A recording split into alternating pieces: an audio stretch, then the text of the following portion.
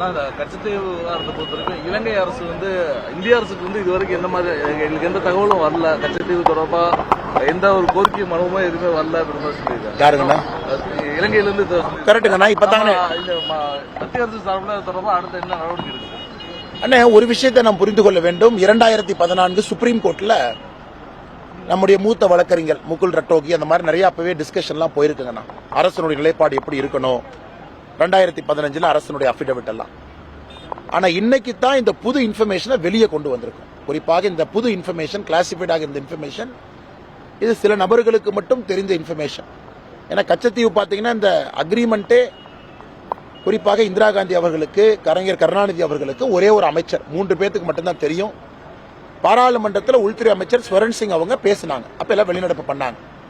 ஆனா இன்னைக்கு தான் சாரி அண்ணா உங்களுக்கு வெயிட் பண்ணோம். இன்னைக்கு தான் முதலாக இந்த இன்ஃபர்மேஷன்ல வெளியே வந்த பிறகு இன்னைக்கு நாம 2-3 கோரிக்கையை வைத்திருக்கின்றோம். இந்த கச்சத்தீவை பொறுத்தவரை முதல் விஷயம் நம்முடைய தமிழக மீனவ சொந்தங்களுக்கு பாதிப்பு இல்லாம இருக்கணும். அப்ப ஆர்டிகல் 6 இருந்துச்சு. கச்சத்தீவு இலங்கைக்கு கொடுத்த பொழுது கூட ஆர்டிகல் 6 என்ன சொல்லுச்சுன்னா இந்திய மீனவர்கள் கச்சத்தீவை பயன்படுத்தலாம் இருந்துச்சு. அப்படி பாத்தீங்கன்னா டெக்னிக்கலா இந்திய எல்லை கச்சத்தீவு வரைக்கும் இருந்துச்சு. அதையும் கூட ஒரு ஃப்ராடுத்தனம் பண்ணி ஆர்டிகல் 6 எடுத்துட்டாங்க.